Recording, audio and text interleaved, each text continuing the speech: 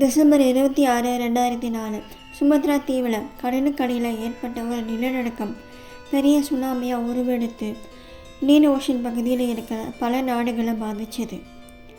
அதில் குறிப்பாக India, Australia, Sri Lanka, Malaysia போன்ற நாடுகள் பெரிதளவு பாதிப்பு ஏற்பட்டுச்சு.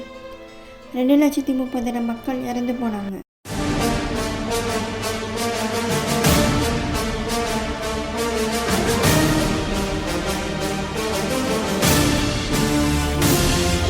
நம்ம பூமி பார்த்திங்கன்னா பல கண்டங்களாக இருக்குது. இந்த கண்டங்கள் உருவாக காரணம் இந்த டெக்டானிக் பிளேட்ஸ். இந்த டெக்டானிக் பிளேட்ஸ் நகர்வனால தான் இப்போ பல கண்டங்கள் உருவாகியிருக்கு. இன்னமும் இந்த டெக்டானிக் பிளேட்ஸ் நகர்ந்துகிட்டே தான் இருக்குது. பூமிக்கு மேலே இந்த நகர்வு ஏற்படும் போது மலைகள் உருவாகும். இதுக்கு எக்ஸாம்பிளாக நம்ம இந்தியா யுரேஷியா பிளேட்டு போய் மோதும் போது நமக்கு ஹிமாலயாஸ் உருவாகியிருக்கு. கடலுக்கு நடுவில் நடக்கும்போது நமக்கு சுனாமியாக உருவாகி வருது. இதுக்கு நம்ம டெக்டானிக் பிளேட்ஸ் பற்றி தெரிஞ்சுக்கணும். Indian plate and Eurasian plate. Indian plate subduction ஜோனில் இருக்குது.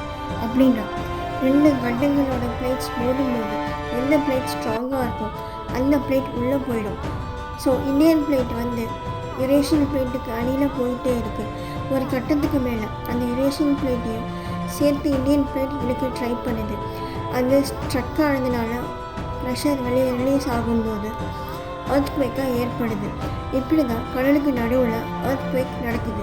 இப்படி ஒரு டெக்டானிக் பிளேட் மேலே வரும்போது கடல் கரையில் இருக்க தண்ணியெல்லாம் முதல்ல உள்ளே இழுத்துடும். அப்புறம் அந்த தண்ணியெல்லாம் வெளியே ரிலீஸ் ஆகும்போது ஒரு பெரிய சுனாமி அலைகளாக வருது. ஒரு டெக்டானிக் பிளேட் அசைவினால் எவ்வளோ எனர்ஜி ஏற்பட்டிருக்குன்னா 21,000 டன் அளவுன்னு சொல்கிறாங்க. இது இன்னும் சொல்லப்போனால் ஹிரோஷிமாவில் போட்ட அணுகுண்டு தாக்குதலை விட 23,000 அணுகுண்டுகள் சேர்த்து போட்டால் எந்த அளவுக்கு இருக்குமோ அந்த அளவுக்கு எனர்ஜி ரிலீஸ் ஆகிருக்கு. இதுதான் மிகப்பெரிய அலைகளை உருவாக்கியிருக்கு. இதனால் ஏற்பட்ட பூகம்பம் அளவு பார்த்திங்கன்னா 9.2 லிட்டர் அளவுக்கு ஏற்பட்டிருக்கு. இது வரைக்கும் இந்த அளவுக்கு பூகம்பம் ஏற்பட்டதில்லை அப்படின்னு சொல்கிறாங்க.